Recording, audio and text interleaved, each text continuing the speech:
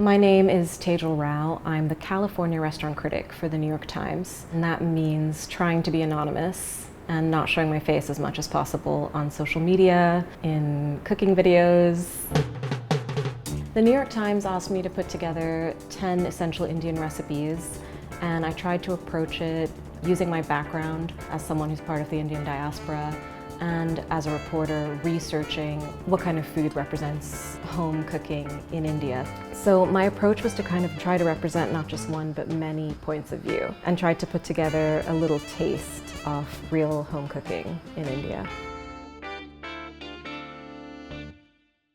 So you're probably familiar with aloo masala in the way that you get it at restaurants. It's in a little bowl. It's absolutely like glistening with fat, usually, and it's a really common side because it's pretty cheap to make. It's very easy to make. Potatoes, onions, and a little bit of seasoning. You could have it with a stack of roti. You could have it as a side with a meat dish, but the best way to have it is with a couple of hot dosa that have crispy edges. So we're gonna make some dosa too. The very best Indian food is found in home kitchens, and it's made by home cooks. And the trick when you're making aloo masala at home is not to use so much fat. It's to kind of overcook the potatoes a little bit so that they have a lot of water in them, and then that water emulsifies with the spice mixture and the onions and makes it really soft and kind of half mashed. You could also cook it whole and then peel it afterwards, but this is a little bit faster. I'm just generally curious, do you find it difficult to not be photographed or appear on camera? Yeah. In your life? You know, it means I have to turn down all kinds of opportunities for things that I would like to do, like be on panels and do talks and things like that. But it's easy to not take selfies and post them on Instagram. That's easy. Can't relate. So you can finely chop that, but sometimes it's fun to just smash it up.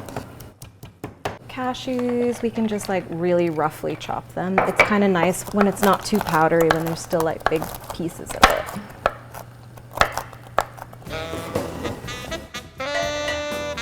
This is my spice dabba. The idea is that it's built with the spices you reach for most often. So for different cooks, that means different things. So I just pick what I need from it to take up less space. So you want the oil to be really hot because the mustard seeds need some heat to pop.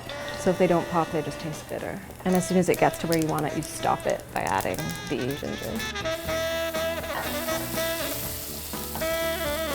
You don't want the onion to brown, just want it to kind of cook really softly and get transparent, because if it browns, it gets really sweet. So these are done. You can tell because the edges aren't sharp anymore, they're kind of soft. So I'm gonna drain it. And then as soon as the onions are translucent and soft, then we can add this. I feel like this is important in all cooking, but not rushing the onions. They're so much better if you just give them a little bit of extra time. And I'm definitely gonna add some water because I want it to be a little mushier. You want the texture to be pretty soft and the potatoes to be seasoned. You don't want it to be acid forward, but you do want it to be a little bit lemony. I knew that I wanted to include some kind of fermented pancake, and I felt like dosa was just a really approachable one. There are a million kinds of dosa, and some of them are made with coconut, with different kinds of dal mixtures, with bitter greens mixed in. We're making a really simple one with rice and urad dal and fenugreek seeds. So this is urad dal, which is, in English, it's called black gram, and this is urad dal that's been split and skinned. And the cloudy water that's coming out is a little bit starchy, and you won't be able to get it to rinse completely clear, but you want to rinse it a few times in case there's any bits and pieces or stones. And then I'm going to get the water to be a little bit lukewarm to soak it for maybe 4-6 hours. So it's been soaking for a few hours, and you can see the urad dal and the rice it's not, completely soaked, but it's bigger than before, and it's going to be easier to grind. And we're also going to add yeast and some salt. It should be really, really smooth. You feel a little bit of powder, but no pieces, no chunks. So that's it. We're gonna wrap it up really, really tight and keep it somewhere warm overnight.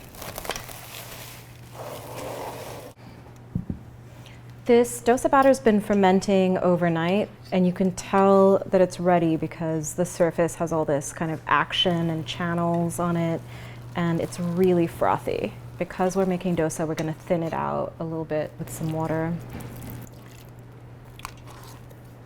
Not so it's runny, but just so it's a little bit more pancake battery. I think that's probably thin enough, but if we make one and we find it's too thick, we can thin it out a little bit more. You know how when you're making pancakes, the first one is always a little bit sad, or it doesn't work out, the heat's not right, the batter's not the right texture, and dosa's the same way. I'm adding a little bit of ghee so that when we flip it, this side gets a little bit of color and also just the flavor of the ghee, which is delicious. So you pour it in with a ladle, and then very, very gently you use the bottom part of the ladle to spread the batter outward into a circle or a circle-ish shape. You just have to be really careful because the batter is so delicate. If you put too much pressure, you will tear the dosa as you're shaping it, which is okay. You can just kind of dribble a little extra batter and fill the space.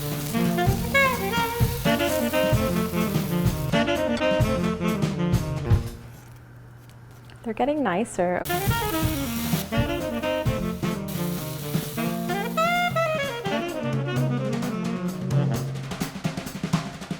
You absolutely could stuff it. I'm just gonna put a little bit of the potato on the side.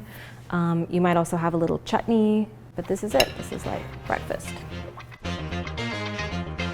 So the dosa is really crispy on the edges and soft, and you can use it to pick up a little bit of potato and make a perfect bite. I'm so happy with it. Will you guys try it? Definitely. And how many dosa per person? I don't want to put a cap on how many dosa you eat. Like, you can have as many dosa as you like. I would probably have like 2 or 3 to make like a real meal.